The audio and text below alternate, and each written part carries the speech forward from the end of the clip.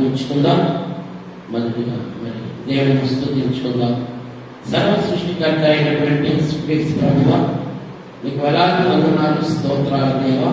మరి ఇప్పటి వరకు మమ్మల్ని పాటలతోనూ మరి ఉత్తర పద్ధతులతోనూ స్తుతులతోనూ నీ పరిశుద్ధాత్మ ద్వారా వాడుకున్న విధానం వందనాలు దేవా, స్తోత్రాలు. ప్రాముఖ్యంగా మరి దూర ప్రాంతంలో బిడ్డలు బట్టి ప్రత్యేక ప్రార్థన చేస్తున్నాను. వచ్చిన ప్రతి బిడ్డను, ప్రతి విశ్వాసం పేరు పేరు దీవించండి, ఆశీర్వదించండి. మరి నూతనంగా గత 3 వారాలు బట్టి మరి యూట్యూబ్లో మరి సంఘము దాన్ని మరి యొక్క వర్తమానాన్ని తెలియపరచులుగా యూట్యూబ్ ప్రేక్షకులకు కూడా మరి ధన్యవాదాలు తెలియపరచుకుంటున్నాం ప్రార్థన ద్వారా. అదేవిధంగా గత వారంలో ఎఫ్ఎస్ ప్రార్థన విషయాన్ని బట్టి తండ్రి మరి మా సంఘంలోనూ కుటుంబాల్లోనూ ప్రాముఖ్యంగా మరి మీరు చేసిన కార్యాల నిమిత్తము అద్భుతంగా వాడుకుంటున్న విధానం వందనాలు, స్తోత్రాలు. మరి నిశ్చయంగా మరి యొక్క ఆశీర్వాదం నిశ్చయం నా మీద ఉండడము, మరి అదేవిధంగా మరి మా యొక్క విస్తారపరచడానికి మీరు ఇచ్చిన ధన్యతను బట్టి ఏకీడు రాకుండా తండ్రి మమ్మల్ని కాపాడుతున్న విధానం బట్టి వందనాలు, స్తోత్రాలు. ప్రాముఖ్యంగా ఈ ఆరాధన కార్యారంభం కంటే కార్యాంతం మేలని చెప్పిన విధంగా మరి అలనాడు నీవు మరి మాతో మరి 33.5 సంవత్సరాలు జీవించినప్పుడు తండ్రి అనేక ఉపమానాలు రీతిగా తండ్రి ఆది కాండం నుండి ప్రకటన వరకు మరి 40 మంది భక్తుల ద్వారా మరి తెలియపరిచి మరి ఈ యొక్క ఆహారం కోసం ఈ యొక్క పరిశుద్ధ ఆరాధన కొరకు వచ్చిన ప్రతి విశ్వాసిని పేరు పేరు దీవించండి, ఆశీర్వదించండి. ఈ సేవకురాలు చెప్పబోయే వర్తమానాన్ని తండ్రి మేమందరం కూడా మరి అలనాడు చెవిగలవారు వినుగా కానీ మరి యొక్క ఆహారం కోసం ఎదురు చూడగా మా అందరిని ప్రతి ఒక్కరిని పేరు పేరు దీవించి ఆశీర్వదించి మరి రాలేని బిడ్డలు కూడా మరి యొక్క తరుణం దాయక్షేమని ఈ ఆరాధన ఆది నుండి అంతం వరకు ఘనత, మహిమ, ప్రభావం మీకే చెల్లించుకోమని నజరుడైనటువంటి యేసుక్రీస్తు పరిశుద్ధ నామమున కోరి ప్రార్థిస్తున్నాము తండ్రి. ఆమేన్, ఆమేన్, ఆమేన్. నిజమైన ద్రాక్షవల్లి నీవే, నిత్యమైన సంతోషము నీలోనే. నిజమైన ద్రాక్షవల్లి నీవే, నిత్యమైన సంతోషము నీలోనే. శాశ్వతమైనది, ఎంతో మధురమైనది నా పైన నీకున్న ప్రేమ. ఎనలేని నీ ప్రేమ, ఎనలేని నీ ప్రేమ. శాశ్వతమైనది, ఎంతో మధురమైనది నా పైన నీకున్న ప్రేమ. ఎనలేని నీ ప్రేమ యేసయ్యా, ఎనలేని నీ ప్రేమ.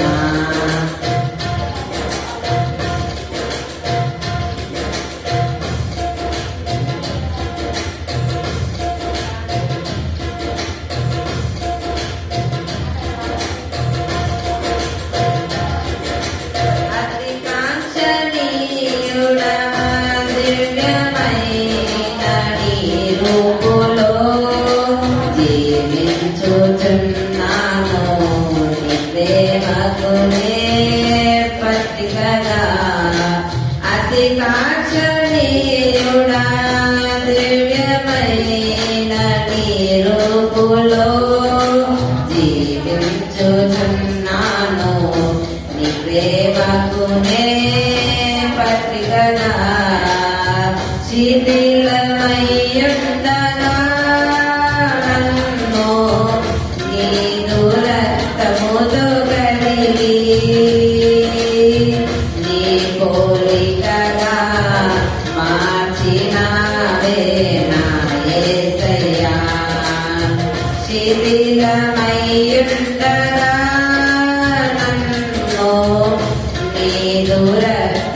కరిగి నీ పోలికగా మార్చినావే నా యేసయ్యా. నిజమైన ద్రాక్షవల్లి నీవే, నిత్యమైన సంతోషము నీలోనే. నిజమైన ద్రాక్షవల్లి నీవే, నిత్యమైన సంతోషము నీలోనే. శాశ్వతమైనది ఎంతో మధురమైనది నా పైన నీకున్న ప్రేమ. ఎనలేని నీ ప్రేమ యేసయ్యా, ఎనలేని నీ ప్రేమ.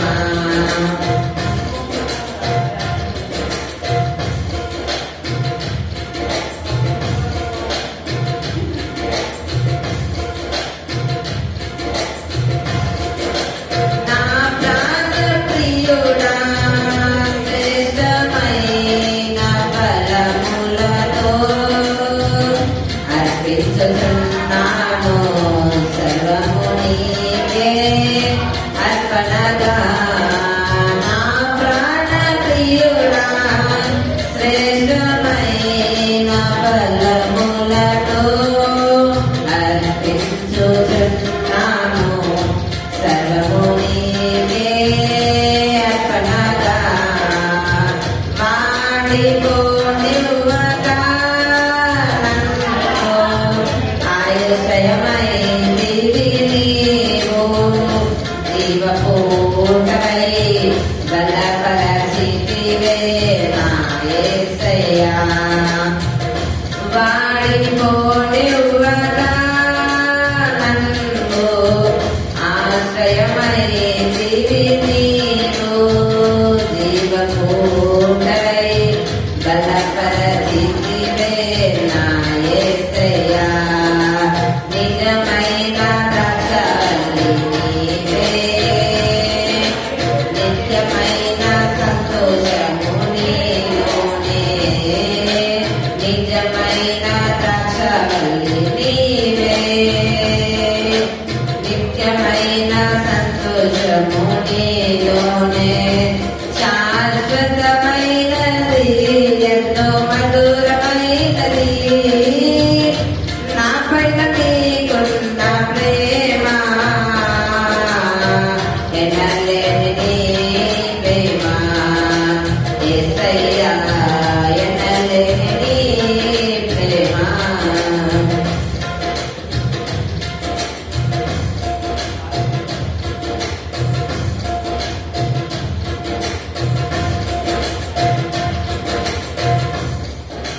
చాలేము రాజా రమ్యమైన సియోనుకే, నన్ను నడిపించుము నీ చిత్తమైన మార్గములో. చాలేము రాజా రమ్యమైన సియోనుకే, నన్ను నడిపించుము నీ చిత్తమైన మార్గములో. అలసిపోనివ్వగా నన్ను నీదు ఆత్మతో నింపి ఆదరణకర్తవై నన్ను చేర్చుకొని రాజ్యములో. అలసిపోనివ్వగా నన్ను నీదు ఆత్మతో నింపి ఆదరణకర్తవై నన్ను చేర్చుకొని రాజ్యములో. నిజమైన ద్రాక్షవల్లి నీవే, నిత్యమైన సంతోషము నీలోనే. నిజమైన ద్రాక్షవల్లి నీవే, నిత్యమైన సంతోషము నీలోనే. శాశ్వతమైనది ఎంతో మధురమైనది నా పైన నీకున్న ప్రేమ. ఎనలే నీ ప్రేమ ఎనలేని నీ ప్రేమ శాశ్వతమైనది ఎంతో మధురమైనది నా పైన నీకున్న ప్రేమ ఎనలేని నీ ప్రేమ యేసయ్యా ఎనలేని నీ ప్రేమ నిజమైన ద్రాక్షవల్లి నీవే నిత్యమైన సంతోషము నీలోనే నిజమైన ద్రాక్షవల్లి నీవే నిత్యమైన సంతోషము నీలోనే. హల్లెలూయా.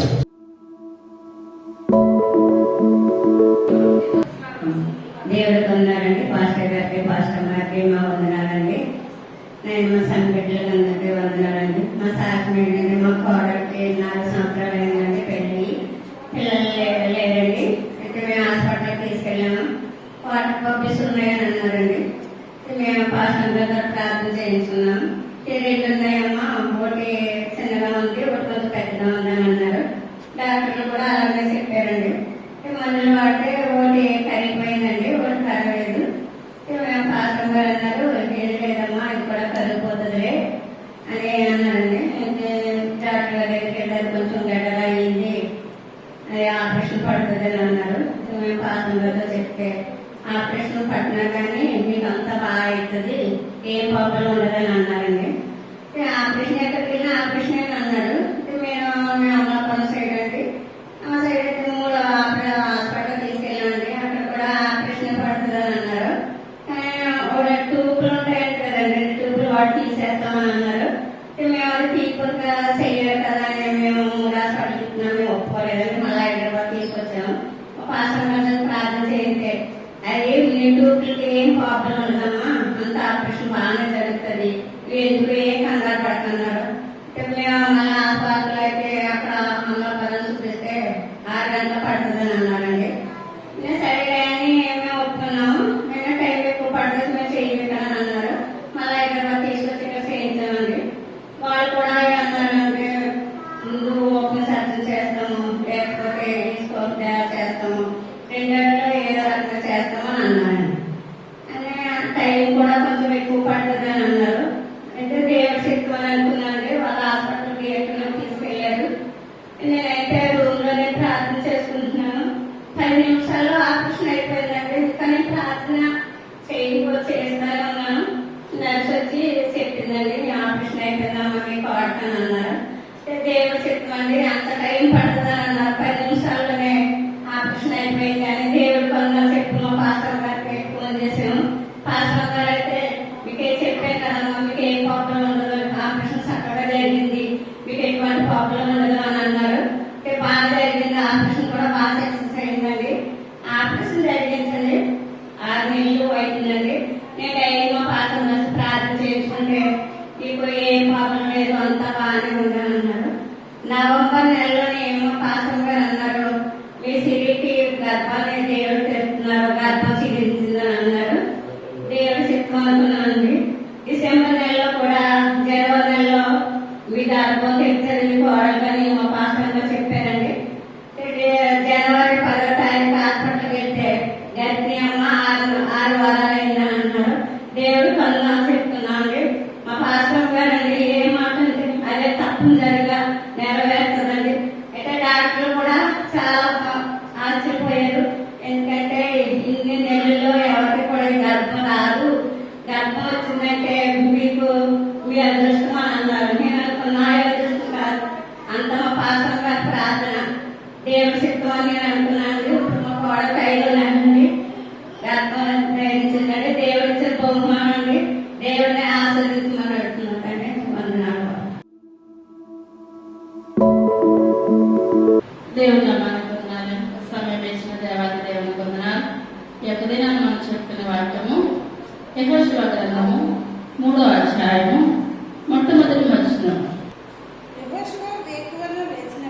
యెహోషువ వేకువన లేచినప్పుడు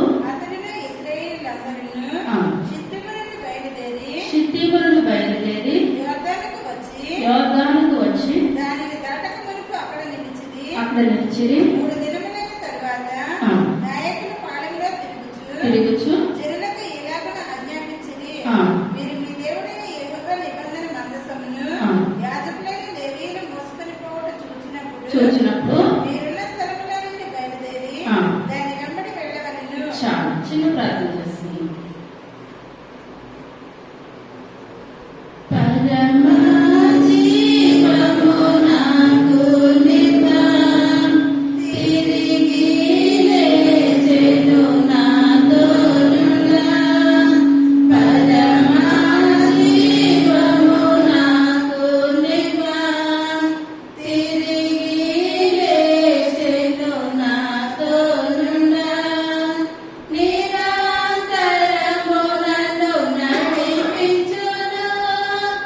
మరల వచ్చి యేసుని పోవును.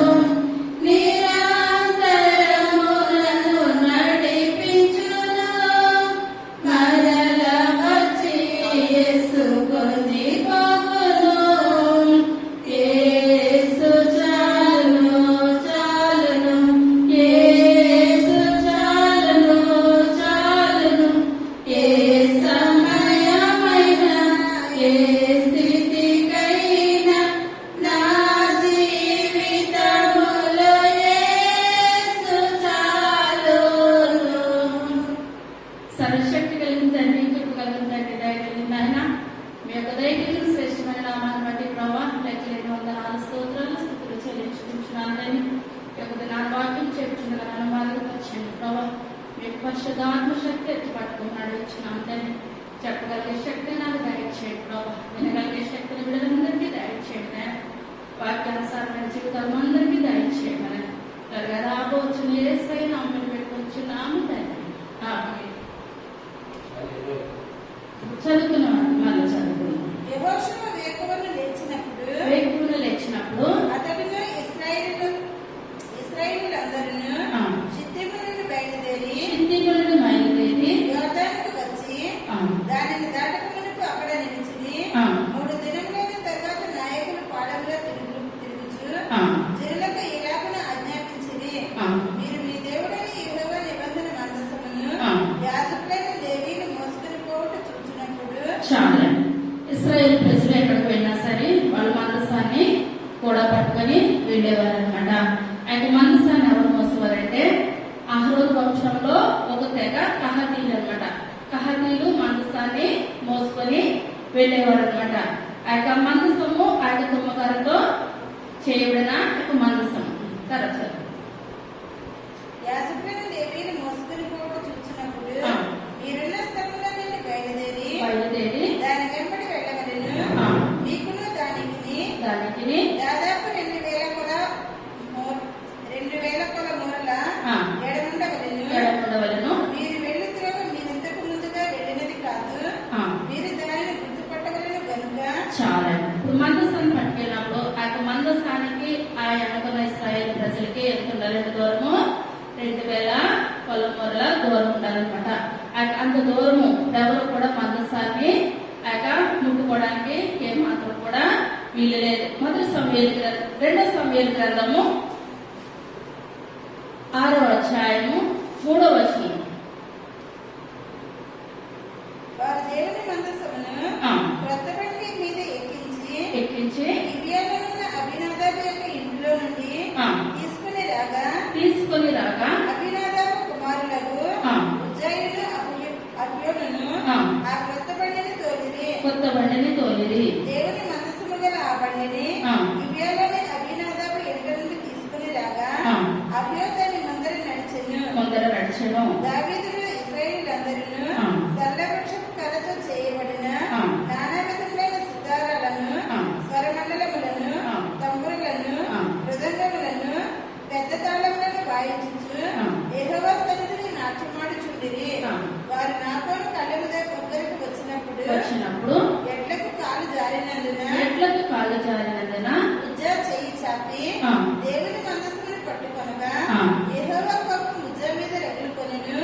అతడు చేసిన తప్పును బట్టి దేవుడు ఆ క్షణమందే అతని మొత్తగా అతడు అక్కడనే దేవుని మందసమునంత పడి చనిపోయెను. చాలా ఇప్పుడు మందసము కొత్త బండి మీద పట్టుకొని వస్తున్నారు అనమాట. అయితే దావీదు మహారాజు ఉన్న కాలంలో ఇప్పుడు మందసాన్ని వాళ్ళు ఎలా తేవాలంటే ఆ యొక్క మందసాన్ని ఆ యొక్క యాజకులు మొయ్యాలి.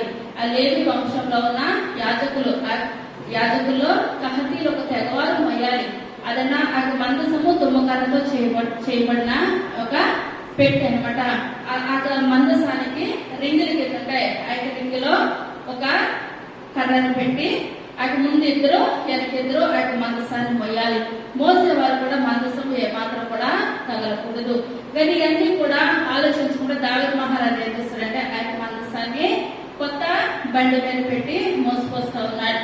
మోసుకొస్తా ఉండగా ఎడ్ల బండికి కాలు జారి మందసం పడిపోతుంది అనుకొని వచ్చా పట్టుకుంటాము. వచ్చా ఏమైపోయాడండి, నిమిషంలోనే చనిపోయాడు. ఎప్పుడైతే చనిపోయాడో దావీదు మహారాజుకి భయం అనిపించింది.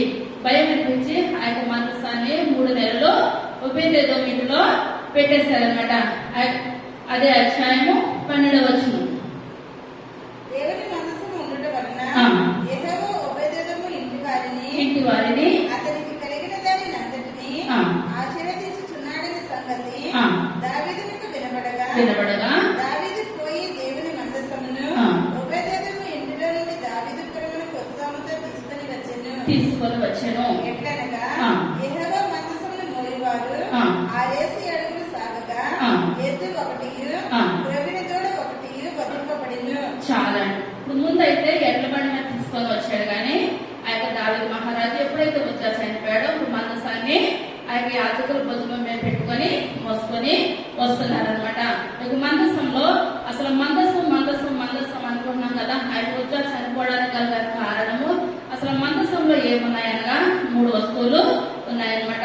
మొట్టమొదటిది మందసంలో ఏముంటాయంటే 10 ఆజ్ఞలు కలిగిన పలకలు, రెండవది అహరోను చిగురించిన కర్ర, మూడవది మన్నాగల పాత్ర. ఇప్పుడు అహరోను చిగురించిన కర్ర గురించి మనం చూసుకున్నట్లయితే సంఖ్యాకాండము 17వ అధ్యాయము మొట్టమొదటి వచనం. యెహోవా మోషేకి ఇలాగ సెలవిచ్చెను, నీవు ఇశ్రాయేలుతో మాట్లాడి వారి యొద్ద ఒక్కొక్క పితరుల కుటుంబమునకు ఒక్కొక్క కర్రగా అనగా వారి ప్రధానులందరి యొద్ద వారి వారి పితరుల కుటుంబముల చొప్పున 12 కర్రలు తీసుకొని ఎవరి కర్ర మీద వారి పేరు వ్రాయము, లేవి కర్ర మీద అహరోను పేరు వ్రాయవలెను. ఏలయనగా పితరుల కుటుంబంలో ప్రధానునికి ఒక్క కర్రయే ఉండవలెను. నేను మిమ్మల్ని కలుసుకున్న ప్రత్యక్షపు గుడారములోని శాసనముల ఎదుట వాటిని ఉంచవలెను. అప్పుడు నేను ఎవడు ఏర్పరచుకొనును వాని కర్ర చిగురించును. ఇశ్రాయేలు మీకు విరోధముగా సనుగుచుండు సనుగులు నాకు వినపడకుండా నాన్పివేయుదును. కాబట్టి మోషే ఇశ్రాయేలుతో చెప్పగా వారి ప్రధానులందరూ తమ తమ పితరుల కుటుంబములలో ఒక్కొక్క ప్రధానికి ఒక్కొక్క కర్ర చొప్పున 12 కర్రలను అందరికిచ్చిరి. అహరోను కర్ర వారి కర్రల మధ్య నుండిను. మోషే వారి కర్రలు సాక్ష్యపు గుడారములలో యెహోవా సన్నిధిని ఉంచెను. మరునాడు మోషే సాక్ష్యపు గుడారములోనికి వెళ్లి చూడగా లేవి కుటుంబముదైన అహరోను కర్ర చిగించి ఉండెను. చాలండి, దేవుడు అనుకున్నారు. ఇప్పుడు 12 గోత్రాల వారు 12 గోత్రాలు ఒక్కొక్క గోత్రం చొప్పున ఒక్కొక్క కర్ర పట్టుకొని వచ్చినప్పుడు ఏం చేస్తారండి, దేవుని యొక్క మందసంలో పెట్టారనమాట. పెట్టినప్పుడు ఆ యొక్క అహరోను కర్ర మీద, లేవి గోత్రం వాడిన అహరోను కర్ర మీద అహరోను పేరు రాయబడుతుంది. 12 కర్రలు ఆ యొక్క దేవుని యొక్క మందసంలో గుడారంలో పెట్టినప్పుడు ఆ ఉదయం లేచి వచ్చేటప్పటికి ఆ మోషే గారు వచ్చి చూసినప్పటికి ఏమైందంటే అన్ని కర్రలు ఎండిపోయినాయి. ఆ యొక్క అహరోను కర్ర చిగించి లాస్ట్ వచనం బాదము పండ్లు అది చిగిర్చి పువ్వులు పూసి బాదము పండ్లు కలదాయను. చాలా దేవుని మాట్లాడు బాదం పండ్లు కలదాయనంటే ఇప్పుడు మన వాక్యంలో కానీ మనం చూసుకున్నట్లయితే మన ప్రధాన యాజకుడు యేసయ్య అన్నమాట. ఇప్పుడు యేసయ్య ఈ లోకంలోకి వచ్చినప్పుడు 33 సంవత్సరాలు యేసయ్య ఈ లోకంలో జీవించారు. ఎందువల్లంటే ఇప్పుడు మన ప్రధాన యాజకుడు యేసయ్య అన్నమాట. ప్రతి ఒక్క కర్ర కూడా ఎండిపోయింది, అహరోను కర్ర మాత్రము చిగురించి ఉన్నారనమాట. కానీ ఈ లోకంలో చనిపోయిన వారందరూ కూడా సమాధిలోనే ఉన్నారు, కానీ మన యేసయ్య ఎక్కడ లేదండి, సమాధిలో ఎంత మాత్రం కూడా లేదు. కానీ ఎండిపోయిన కర్రను చిగిరింపచేయగలిగిన శక్తి దేవాది దేవునికి ఉన్నది. అందుకనే అహరోను కర్ర మందసంలో మొట్టమొదట ఏముందండి, అహరోను కర్ర. రెండవదిగా మన్నాగల పాత్ర. మత్తయి సువార్త 4వ అధ్యాయము 4వ వచనం. మనుషుడు రొట్టె వల్ల మాత్రము కాదు గాని దేవుని నోట నుండి వచ్చే ప్రతి మాట వలనను జీవించునని వ్రాయబడి ఉన్నదనెను. చాలండి. మన్నాగల పాత్ర అనగా మనుషుడే మాత్రం కూడా రొట్టె వల్ల మాత్రము కాదు కానీ ఆయన నోటి నుంచి వచ్చే ప్రతి మాట వలన కూడా జీవించును. 3వదిగా ఏంటండి 10 ఆజ్ఞలు. యోహాను సువార్త 1వ అధ్యాయము 1వ వచనం. ఆదియందు వాక్యము ఉండెను, వాక్యము దేవుని యొద్ద ఉండెను, వాక్యము దేవుడై ఉండెను. ఆయన ఆదియందు దేవుని చాలా మీకు ఏంటంటే పదార్థాలు పలకలనగా ఆ యొక్క వాక్యం అన్నమాట. ఇప్పుడు మందసంలో ఏమున్నాయి? పదార్థాలు గల పలకలు ఆయన వాక్యం ఉన్నది. అహరోను చిగురించిన కర్ర అనగా మన ప్రధాన యాజకుడు, మన్నా గల పాత్ర. మనుషుల రొట్టె వల్ల మాత్రం కాదు కానీ దేవుడి నోటి నుంచి వచ్చిన ప్రతి మాట వలన జీవించును. అదే ఎహెజ్కేలు గ్రంథము 3వ అధ్యాయము 6వ వచనం. నీవు గ్రహింపలేని ఏస మాటలు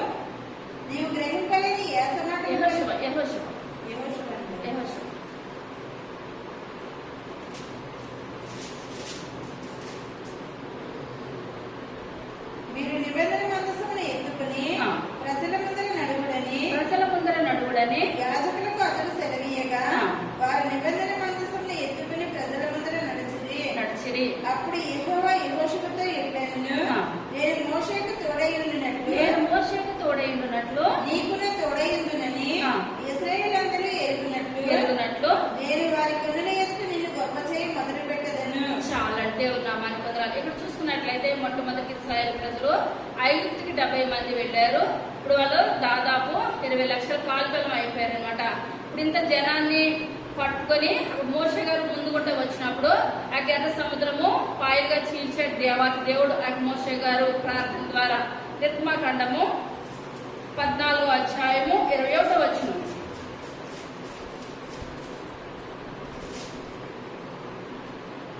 మోషే సముద్రం వైపు తన చెయ్యి చాపగా యెహోవా ఆ రాత్రి అంతయు బలమైన తూర్పు గాలి చేత సముద్రాన్ని తొలగించి దానిని ఆర్ల నేలగా చేసెను.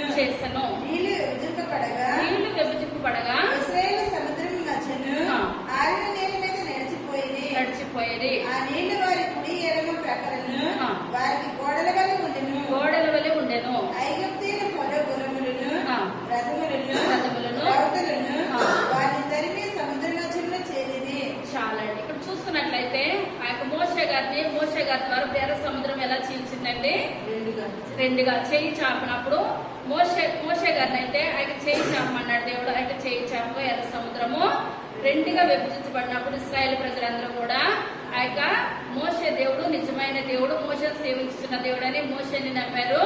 దేవత దేవుడిని కూడా కార్యాన్ని బట్టి నమ్మారు. ఎక్కడ చూసినట్లయితే ఆయన యెహోషువ గారి దగ్గరకు వచ్చేటప్పటికి మోషే గారు చనిపోయారు. యెహోషువ గ్రంథం వచ్చేటప్పటికి అక్కడికి వచ్చేటప్పుడు చూసినప్పుడు ఇప్పుడు అక్కడ యోర్దాను ఉన్నదనమాట. భయంకరమైన యోర్దాను పైనుంచి కిందకి పెద్దగా పొర్లు పారుతా ఉన్నది. ఆయన ముందుగా చూసుకున్నట్లయితే యెహోషువ ప్రార్థన చేసినప్పుడు ఆయన ఎరుకో గోడలు కుప్పగొలుపని ముందు ఎర్ర సముద్రాన్ని జయించినప్పుడు మోషే ఉన్నాడు. తర్వాత ఎరుకో గోడల దగ్గర వచ్చేటప్పటికి యెహోషువ గారు ఉన్నారు. ఇప్పుడు మళ్ళీ యోర్దాను వచ్చిందనమాట. యోర్దాను వచ్చినప్పుడు ఇశ్రాయేలు ప్రజలు అనుకుని ఉండొచ్చు. ఎందువల్లంటే మోషే గారు ఉన్నట్లయితే చేయి చాపగా రెండు కింద అయిపోయేది. ఇప్పుడు ఆ మోషే గారు లేరు, మనం ఎలాగెళ్తాం మనం అనుకోవచ్చు. కానీ అక్కడ దేవాదేవుడు మాట్లాడుతున్నాడు ఆయన యెహోషువతో. ఏమన్నాడు? యెహోషువ మోషేకి తోడై ఉన్నట్లు నీకును కూడా నేను తోడై ఉంటాను, నువ్వే విషయంలోనూ కూడా భయపడద్దు. మోషేకైతే ఆయన చేయి చాపగా దేవుడు గొప్ప కార్యం జరిగించాడు. ఇప్పుడు యెహోషువ గారి దగ్గరికి వచ్చేటప్పటికి దేవుడు ఏమంటున్నాడు? యాజకులు ఇప్పుడు ఏం చేయాలి? ఆ యొక్క నిబంధన మందసాన్ని పట్టుకొని ఆ యొక్క యోర్దానులో ఆ యొక్క అరికాలు పెట్టినట్లయితే దేవుడు ఏం చేస్తాడంటే యోర్దాన్ని రెండు కింద పాయలుగా విభజించబడతాడని దేవాదేవుడు యెహోషువ గారికి చెప్పినప్పుడు యెహోషువ అక్కడ ఉన్న యాజకులకి చెప్పినప్పుడు యాజకులు ఏం చేస్తారండి? ఆ యొక్క నిబంధన మందసాన్ని ఆ యొక్క భుజముల మీద పెట్టుకొని వాళ్ళ యొక్క అరికాళ్ళు ఆ యొక్క యోర్దానులో పెట్టారనమాట. త్వరగా చదువుకుందాం. ఐగుప్తీయులను ఫరో గుర్రములను రథములను 3వ అధ్యాయం 8వ వచనం.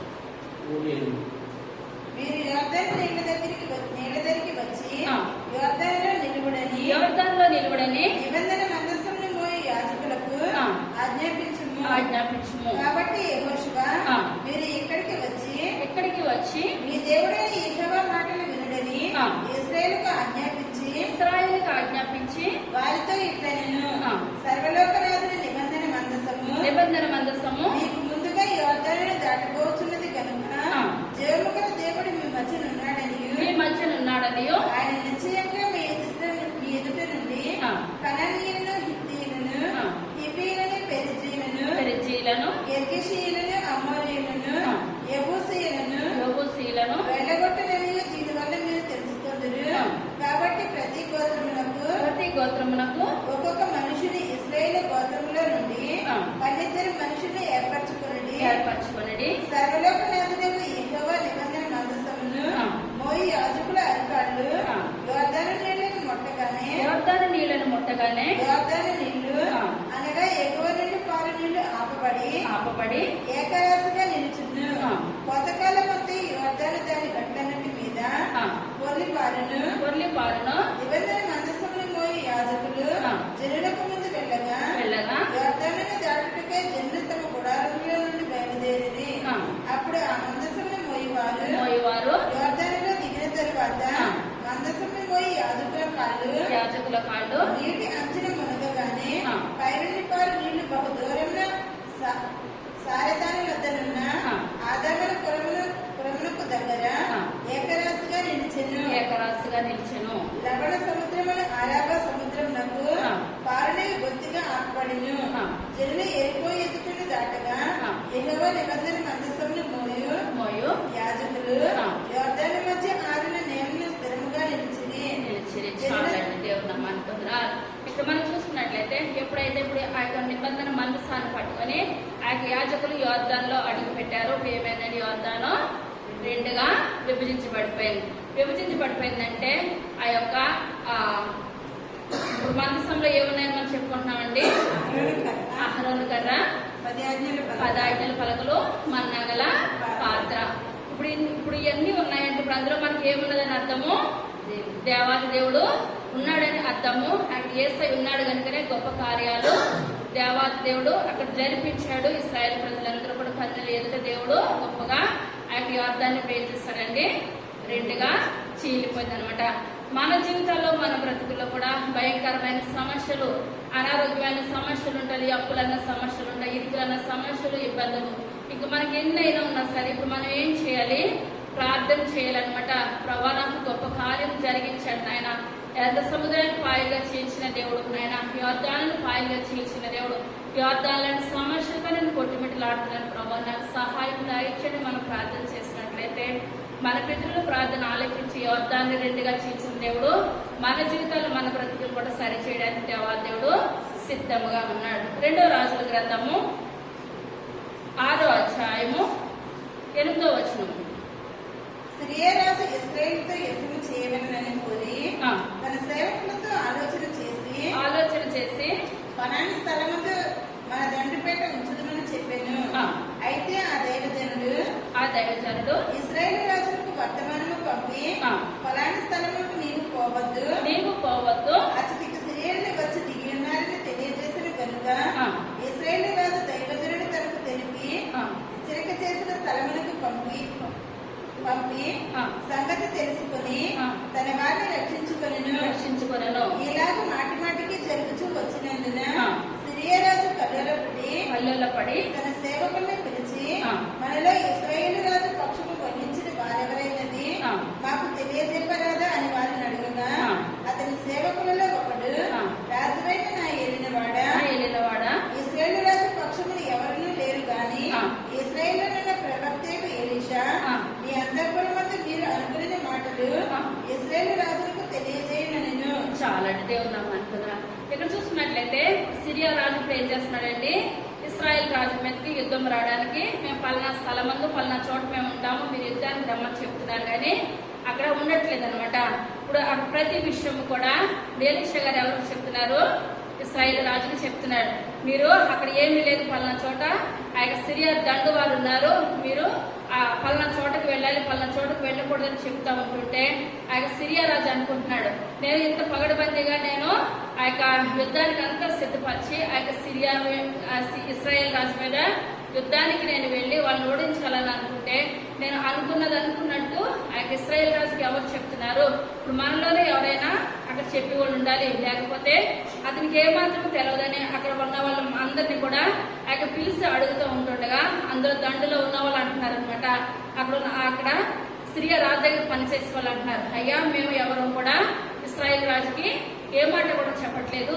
ఆ యొక్క ఇశ్రాయేల్ రాజులో ఎలీషా అని ఒక దైవజనుడు ఉన్నాడు, మీరు ఏమనుకుంటున్నారో మీ యొక్క కోటలో ప్రతి మాట కూడా అతనికి తెలిసిపోతుంది. అతని ద్వారానే వాళ్ళకి విజయం వస్తుంది తప్పించి లేకపోతే వాళ్ళకి ఏ రకంగా కూడా విజయం లేదని చెప్పేటప్పటికి సిరియా రాజు ఏం చేశారంటే ఆ యొక్క ఇశ్రాయేలు దేశంలో ఉన్న ఎలీషాని పట్టుకోండి వాళ్ళ సైన్యాన్ని అంతటిని కూడా పంపించాడు అనమాట. తర్వాత అందుకు రాజు మేము మనుషులను పంపి అతను తెప్పించినట్టు నీవు వెళ్ళి అతడుండి చోటు చూచిరమ్ము అని సెలవీయగా అతడు దోతాలలో ఉన్నాడని వర్తమానం వచ్చెను. కాబట్టి రాజు అతడికి గుర్రములను రథములను గొప్ప సైన్యమును పంపెను. వారు రాత్రి వేళ వచ్చి నలుదిశలను పట్టణమును చుట్టుకొనగా దైవజనుడైన అతని పనివాడు పెద్దలకడ లేచి బయటికి వచ్చినప్పుడు గుర్రములను రథములను గల సైన్యము పట్టణమును చుట్టుకొని ఉండుట కనబడెను.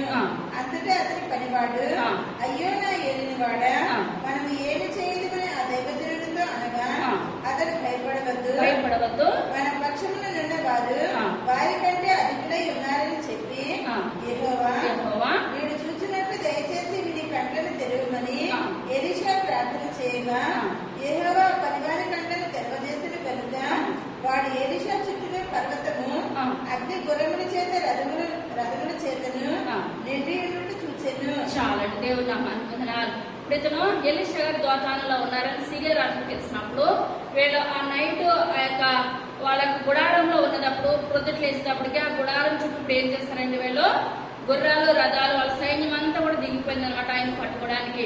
ఆ యొక్క పనివాడు ఏం చేస్తాడు ప్రొద్దుటే పెందలకడే లేచి బయటకు వచ్చాడు. మనం దేవుని సన్నిధిలో ఏది సాధించాలన్నా ఏది చేయాలన్నా దేవునితో సాంగత్యం ఉండాలి.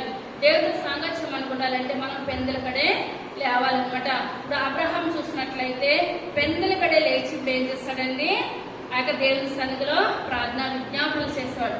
యెహోషువ గారి గురించి చెప్పాను. యెహోషువ గారు కూడా పెందలకడే లేచే అలవాటు ఉంది. ఈ లోకంలో ఉన్నప్పుడు యేసయ్య కూడా ఆయన ఏం చేసేవారండి పెందలకడనే లేచి ప్రార్థించేవారు. మనం కూడా మన జీవితంలో మన బ్రతుకులో కార్యాలు జరగాలంటే మనం పెందలకడే లేచి దేవుని సన్నిధిలో ప్రార్థన విజ్ఞాపన చేసినట్లయితే దేవుడు మన ప్రార్థనే ఆలకిస్తాడు, అంగీకరిస్తాడు. ఇక్కడ చూసినట్లయితే ఎలీషా గారి యొక్క పనివాడు ఏం చేస్తాడండి పెందలకడ లేచి బయటకు వచ్చాడు అనమాట. బయటకు వచ్చేటప్పటికి ఆ యొక్క చుట్టూరు కూడా ఆ యొక్క సిరియా సైన్యము చుట్టుముట్టేసింది. ఆ యొక్క చుట్టుముట్టినప్పుడు తొందరగా రానికి వెళ్ళిపోయి ఎలీషా గారితో మాట్లాడుతున్నాడు. అయ్యా యొక్క సిరియా సైన్యం అంతా మన చుట్టూ ముట్టేస్తుంది అయ్యా, మనం ఏం చేయాలో అర్థం కావట్లేదు అని కంగారు పడుతుంటే ఇదంతా కూడా పనివాడు చెప్పక ముందే ఎవరికి తెలుసండి ఎలీషా గారికి ముందే తెలుసు అనమాట. ఇప్పుడు ఎలీషా గారు అంటున్నారు దేవుని సన్నిధిలో ప్రార్థన చేసి ప్రభువా యొక్క పనివాడి యొక్క కండ్లను తెరవండి ప్రభావాన్ని ప్రార్థన చేసినప్పుడు పనివాని కండ్లు ఏమైనాయండి తెరవబడి అనమాట. ఎప్పుడైతే తెరవబడియో వాళ్ళ చుట్టూ గుర్రాలతో రథాలతోటి ఉన్నా సరే వాళ్ళకు ముందు దేవుడు ఏం చేశాడు అగ్ని రథములను అగ్ని గుర్రాలను ఇదంతా కూడా గొప్పగా సపోర్ట్ అగ్నితో నింపబడిపోయింది అనమాట. ఇప్పుడు అగ్నిని దాటి వాళ్ళ దండపేట ఇప్పుడు ఏం చేయలేరు, లోనికి ఏ మాత్రం కూడా రాలేదు. ఎప్పుడైతే పనివాడు చూసాడు అనుకున్నాడు అమ్మ నా దేవుడు ఎటువంటి వాడు గొప్ప దేవుడు, ఏదైనా చేయగలిగిన సముద్రైన దేవుడు అని పనివాడు తెలుసుకున్నాడు అనమాట. తర్వాత ఆ దండు వారు అతన్ని సమీపించినప్పుడు ఎలీషా ఈ జనులను అందరితో మొత్తమని యెహోవాను వేడుకొనగా ఆయన ఎలీషా చేసిన ప్రార్థన చొప్పున వారిని అందరితో మొత్తెను. అప్పుడు ఎలీషా ఇది మార్గము కాదు ఇది పట్టణము కాదు, మీరు నా వెంట వచ్చిన ఎడల మీరు వెదకవారి ఎద్దకు మిమ్మల్ని తీసుకుని పోదునని వారితో చెప్పి షోమ్రోను పట్టణమునకు వారిని నడిపించెను. వారు షోమ్రోనులోనికి వచ్చినప్పుడు అతడు యెహోవా మీరు చూచినట్లు వీరి కండ్లను తెరవమని ప్రార్థన చేయగా యెహోవా వారి కండ్లను తెరవచేసెను గనుక వారు తాము షోమ్రోను వచ్చిన ఉన్నామని తెలుసుకుని అంతటా ఇశ్రాయేలు రాజు వారిని పారచూచి నాయన వీరిని కొట్టుదునా అని ఎలీషాను అడుగగా అతడు నీవు వీరిని కొట్టవద్దు నీ కత్తి చేతను నీ విండి చేతను నీ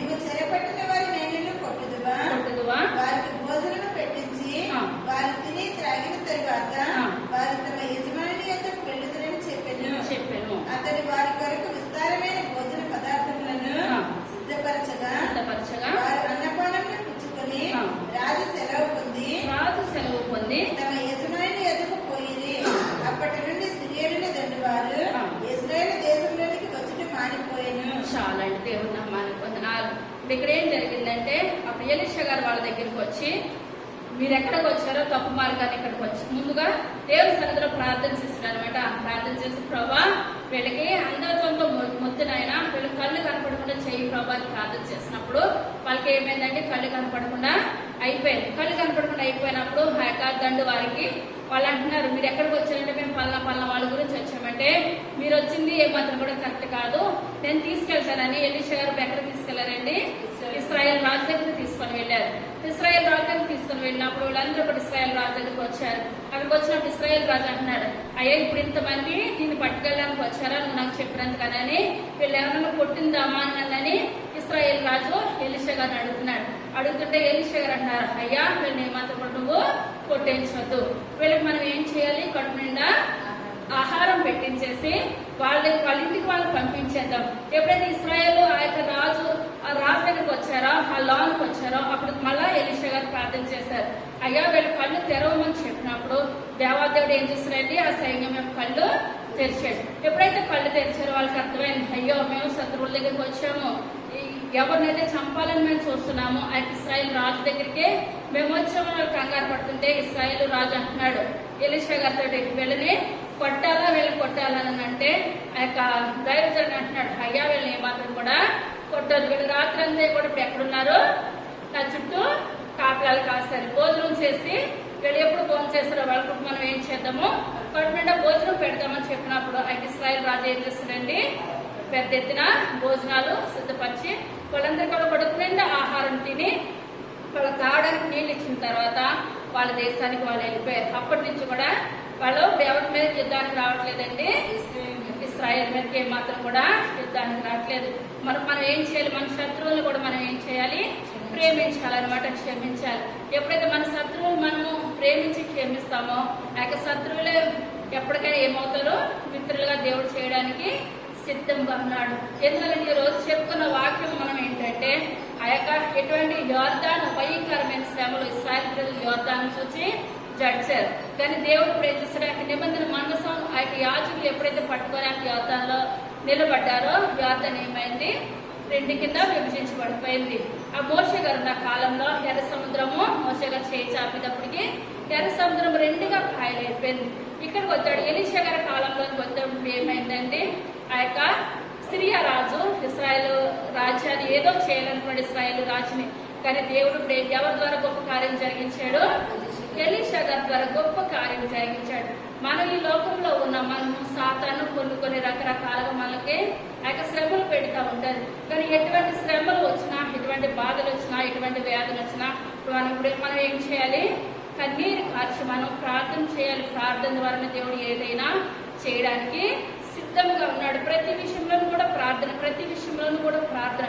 మనం ఎంత ప్రార్థన చేసి ఎంత కన్నీరు కార్చినట్లయితే ఎంత పెద్ద సమస్య నుంచి అయినా మన దేవుడు మనల్ని ఏం చేస్తాడండి, గొప్ప విజయాన్ని మనకి దయచేస్తాడు. చిన్న ప్రార్థన చేసుకుందాం.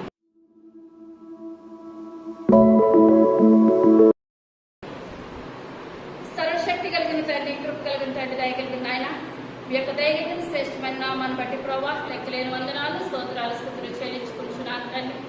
అయ్యా నాయన యోర్దాను గురించి చెప్పుకున్న వాక్యాన్ని బట్టి మీకు వందనాలు చెల్లించుకుంటున్నాను తండ్రి. భయంకరమైన యోర్దాను రెండుగా విడిపోయింది ప్రభా నాయన.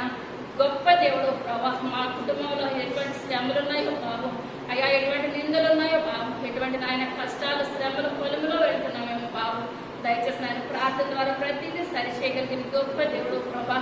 అయ్యా ప్రార్థన మా జీవితాన్ని మార్చేస్తుంది ప్రభా, మా జీవితాన్ని సరిచేస్తుంది ఆయన. అటువంటి పట్టుదలగా మేము బాబు ప్రార్థన చేసి మీ ద్వారా అనేకమైన మేలును పొందుకునే గొప్ప భాగ్యాన్ని దయచేయండి. మీ ప్రార్థన మాకు శక్తిని ఇస్తుంది ప్రభా, మీ యొక్క ప్రార్థన మాకు గొప్ప విజయాన్ని ఇస్తుంది తండ్రి. అయ్యా ఇదిలో విషయాలకు కలిగించేది మీ యొక్క ప్రార్థన ప్రభా. అయ్యా ఎర్ర సముద్రం ఎటు రీతిగా చీల్చిందో బాబా, దాన్ని బట్టి మీకు వందనాలు చెల్లించుకుంటున్నాను తండ్రి. అయ్యా సిరియా రాజును ప్రభా ఇశ్రాయేలు రాజు ఎటుగా గెలిచాడంటే ప్రభా ఎలీషా గారి యొక్క ప్రార్థన ప్రభా, అటువంటి పట్టుదల కలిగిన ప్రార్థన అందరికీ దయచేయండి తండ్రి. మీ ద్వారా అనేకమైన మేలు పొందుకునే గొప్ప కృపను దయచేయండి. విన్న వాక్యం వృధాగా పోనప్పుడు మా జీవితాల్లో భద్రపరిచి అయ్యా మా సంఘాన్ని కూడా ఉన్న ప్రతి ఒక్కరిని పేరు ఖచ్చితంగా దీవించి ఆశీర్వదించి మహిమగంత ప్రభావాలు పొందమనండి. త్వరగా రాబోచిన యేసయ్య నామమున పెట్టి పెట్టుకుంటున్నాము తండ్రి. పరలోకమందున్న మా తండ్రి, మీ నామం పరిశుద్ధపరచబడును గాక, మీ రాజ్యం మాకు వచ్చును గాక, మీ చిత్త పరలోకమున నెరవేర్చినట్లు భూమి మీద నెరవేర్చాక మాది నాలుగు నేడు మాకు దయచేయం. ఇలా ప్రార్థన చేసిన వారిని మేము క్షమించిన ప్రకారం మా అపరాధాలు క్షమించి శోధలేక దుష్టుని తప్పించి రాజ్యం శక్తి మహిమ నిరంతరం నీవైనావు తండ్రి. ఆమేన్ ఆమేన్ ఆమేన్. హల్లెలూయా హల్లెలూయా.